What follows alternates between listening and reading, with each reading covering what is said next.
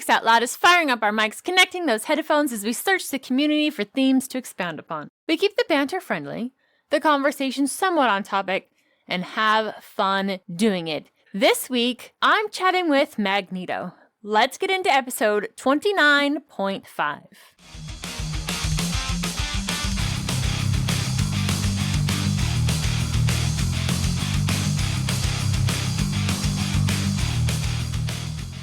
Linux Out Loud is brought to you by DigitalOcean and Bitwarden. My two fantastic co-hosts are not with me today, but I do have my fantastic husband, who has been dubbed Mag-Neato on both of the podcasts that I'm involved in. How are you doing today? Fantastic. We are both sharing a microphone, so hopefully the audio quality will be good, but we'll just kind of have to see how it goes. I do have a few questions for you. Is that all right? Do I have a choice? Well, no. Because we weren't able to do an actual show this last week. That's how this is going to go, huh? You got your cup jingling in the background as I'm talking. If you're making me do this, I'm going to drink.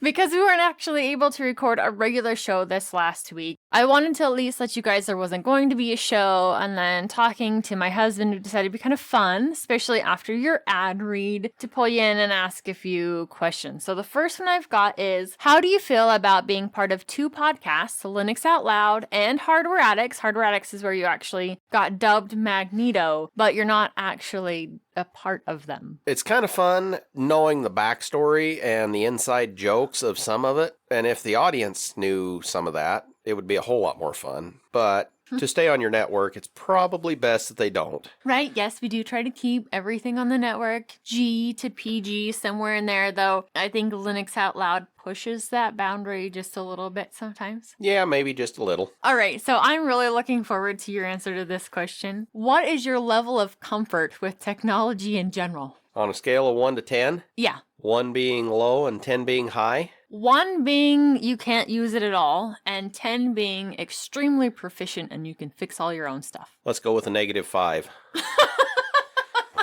No, I highly disagree with that. You run your phone on a regular basis. You run a laptop for work, an iPad for work. So I wouldn't say that you are negative, though I do think there are some people in our lives who are. True. You can function with technology. I can function, but I don't like it. You'd prefer to use like a pen and paper instead? Some days. Yeah. And this is just for Ryan. My Apple products suck. Yes.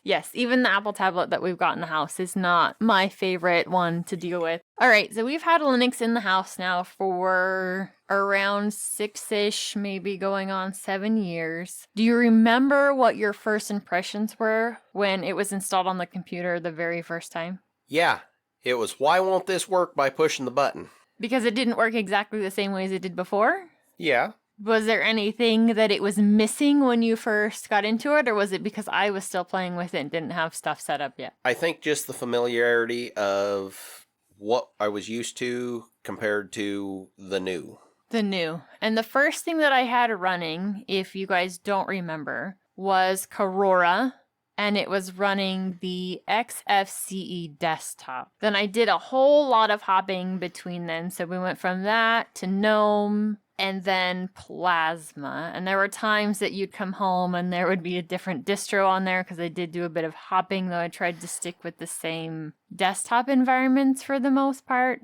I know this isn't on my list of questions, but I remember what one of your comments was. What was your frustration level during the days of distro hopping? What's our number scale here? I don't know. Tell me. I'm curious. I was pissed most of the time. And now that it doesn't ever change, is it good now? It's familiar. You're used to it? So with the distro hopping, I would come home from working and go to enter all my stuff, being a small business owner at the time, and nothing was where it was the day before. Yeah. And I would hear, where did this go? Well, there was a few expletives in where did this go? Those would be what we'd call bad Matts, bad Wendy's, bad Nates. Yeah? Oh, yeah. I'm not going to put those in here. I'm trying to keep it PG-ish. Family friendly. So now that you're used to it, what's the best part of having Linux in the house? Can't use that. It works and we don't have as many ads. Have you found yourself recommending it to other people? I've found myself in conversations about it, not necessarily recommending it because I don't know the first thing to direct someone toward Linux. So conversation about it, what do you mean? Like who have you had conversations about it with? So there's one guy at work. He is one of our IT guys and one of the trainers. He started out as a mechanic, but he's a very intelligent man and does all kinds of things. Kind of like Nate, he's got a CNC and all that kind of stuff based off Linux. And he runs Linux on his own systems. And he's tried to get our company to switch over, but we run into the same type of issues as somebody switching for the first time, having to like run Wine or something like that to make our diagnostic programs work for our laptops. And those are extremely important. You have to have those diagnostic tools in order to fix certain machines. Yes, but I have noticed with the Linux that we don't have your Google system or Windows system has been hacked or whatnot, any of that kind of stuff. Yeah, some of those ads, some of those pops up, some of that malicious stuff I'm handling on the network side with Pi-hole, which I've told you about, but as far as it works, that's all you care. But that is running on Linux, that is running on some really nice open hardware in order to be able to do that. All right, we're trying to keep this short and sweet, so I've got one more question for you. Is there anything else that you'd like to say to all the people out there before we go? Like what? I don't know, that's why I'm asking you. Is there anything else you'd like to say to them? Anything else you'd like them to know about you, to know about me? Be careful about what you say about me, sinister Wendy here. Though you are married to me and have been for 17 years. Not everybody's perfect.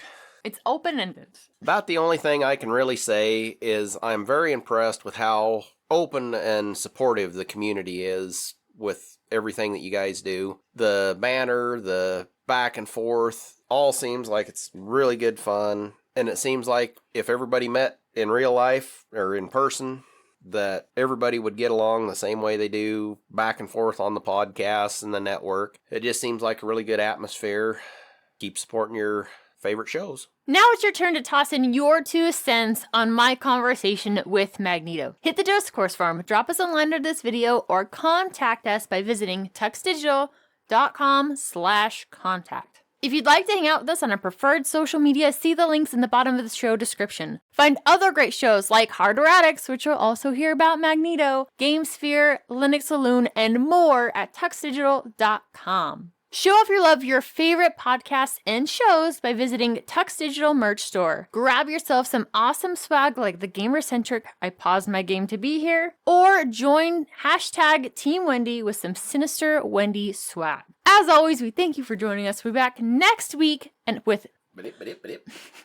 As always, we thank you for joining us. We'll be back next week with a real, full awesome-sode of Linux Out Loud. Until then, keep the banter friendly, the conversation somewhat on topic, and have fun doing it. You should let me read that part. I should have let you read that part.